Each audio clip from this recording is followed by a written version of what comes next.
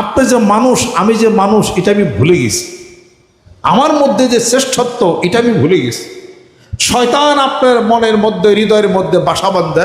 শয়তান সবসময় কুমন্ত্রণা দেওয়া শুরু করতেছে। এই শয়তানকে তাড়ানোর জন্য একটা অস্ত্র আছে, সেটা হলো আল্লাহর জিকির।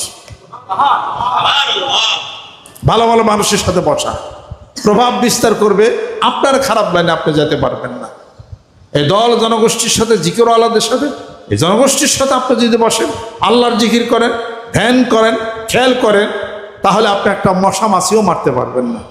আপনার মন হৃদয় সুন্দর ভালো হওয়া শুরু করবে। দিন দিন আপনি আল্লাহওয়ালার দিকে চলে যাবেন এবং জান্নাতের রাস্তার দিকে আপনি চলে যাবেন। সেই কথাগুলি গ্রামে গঞ্জে, মাঠে, ময়দানে, পীর মাসে বুজুর্গদের তাদের দরবার, তাদের মসজিদ, তাদের খানকার মাধ্যমে মানুষদেরকে ভদ্র সভ্য হওয়ার ট্রেনিং দিতেছেন। এবং মানুষকে মানুষ করার জন্যে ওই সাবানের ফ্যাক্টরির মধ্যে যেরকম সাবান বানায়, মানুষ বানানোর ফ্যাক্টরির মধ্যে যে ভর্তি হলে মানুষেরও ফ্যাক্টরি থেকে ওই মানুষ সাবান বাইরে। যেরকম সুবহানাল্লাহ।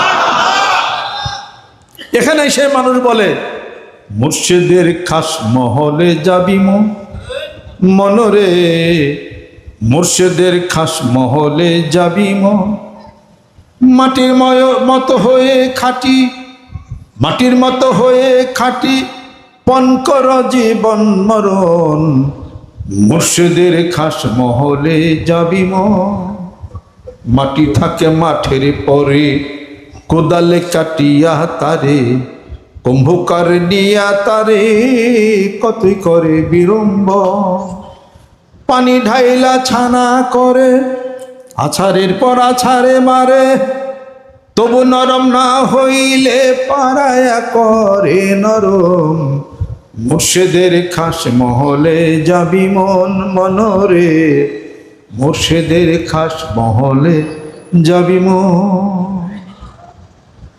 আরো গভীরে গেলে, কবে মানুষের চরণ ধুলি মরে লাগিবে গায়, কবে সেই মানুষ, সেই চেতন মুর্শিদ, সে আল্লাহওয়ালা মানুষ, তার চরণ ধুলি আমার গায়ে পড়বে, অথবা তার পায়রুবি করে আর কথা মতো চলে নিজের জীবনটাকে আমি সাজাই নিতে পারবো।